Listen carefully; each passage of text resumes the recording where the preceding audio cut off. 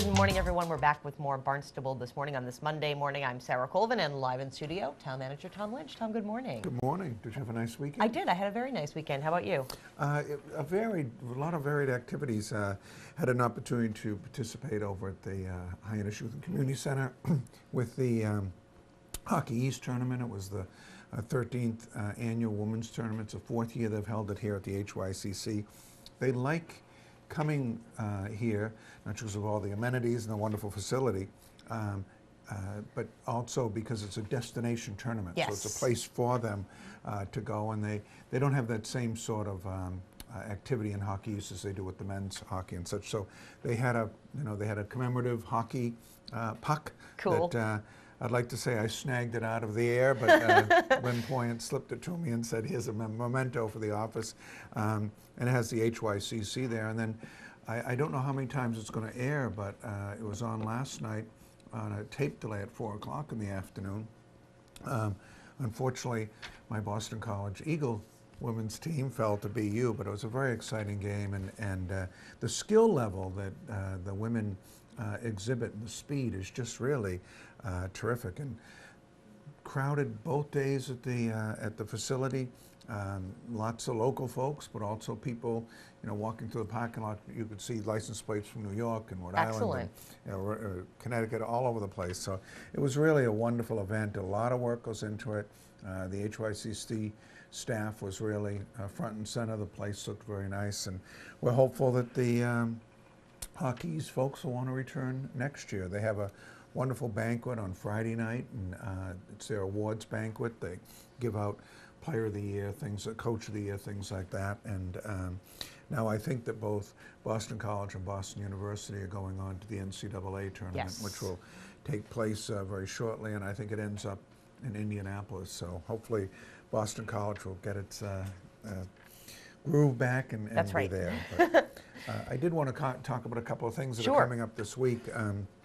I did have a chance last week to sign the Stewart's Creek contract with the Woods Hole Group. I informed Councilor Cullum about that, and they will now be working with the Department of Public Works to get a schedule in place.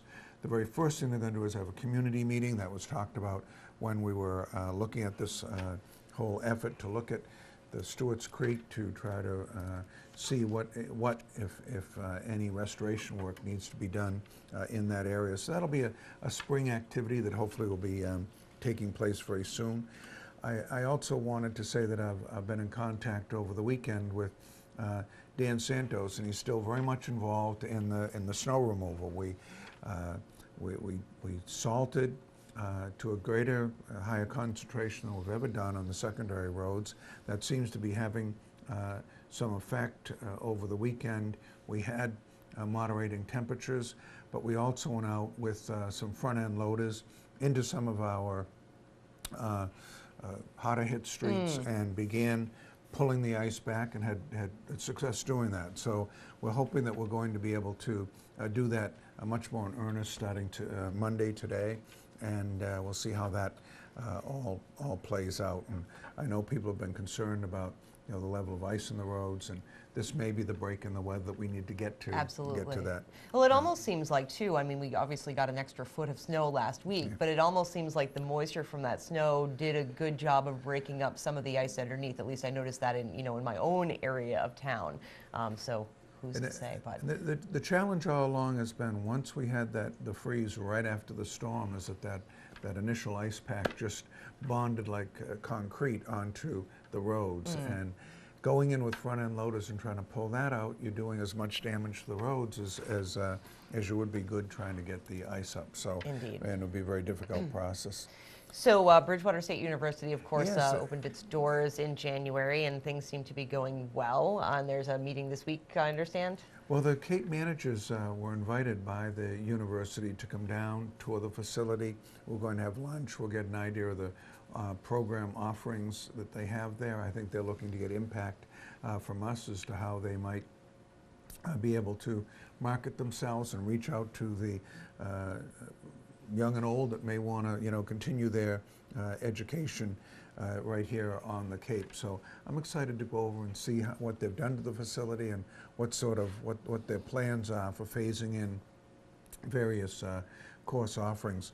And I'll certainly invite the woman who's doing the overall coordination for the area to come on to Channel 18 and talk to our viewers about ways that young people could, and I should, there are people at all levels that are seeking various certifications, master's degrees and others that could take advantage of the course offerings down there. So perhaps she could come on and offer us an idea of what the phasing in of various coursework Absolutely. is going to be. We would be happy to bring That's her. Julie True. Yep, Jennifer True. Jennifer, and she was on right before they opened their doors, and so we'll have to have her back on. But excited to see the success they've been having. It's a great option. And on the heels of the Hockey East tournament, the Cape Cod Chamber has secured some funding to put together a work group to look at sports tourism and marketing as a destination for various, whether it's softball or soccer, or a whole wide range of sports. So they're going to be here on Tuesday. I'm going to be going to a meeting late afternoon with other town administrators as to hear what sort of activities they're thinking of or tournaments they're thinking of attracting down. I know they're going to be looking at all our existing facilities, and by that I mean I think Cape-wide. I think this is going to be a bigger effort than just in Barnstable to see how we can take advantage of various sporting events that move around and are looking for destinations.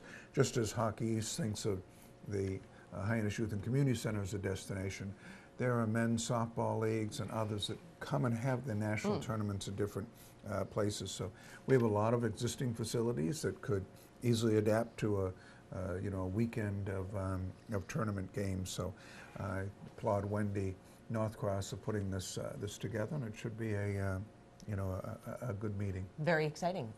Good.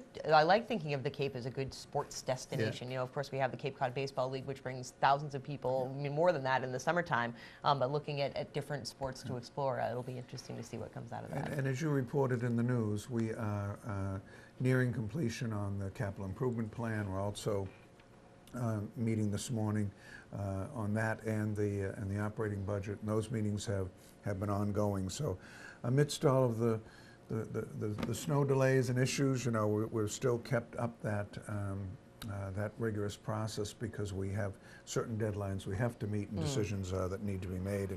And in the past, last year we funded the Early Learning Center, and I'm sure you'll be talking to Dr. Grajowski very shortly about the groundbreaking that they're going to be having for that facility over at Hyannis West on Wednesday. Yeah, so really exciting. Busy week, lots of fun things happening.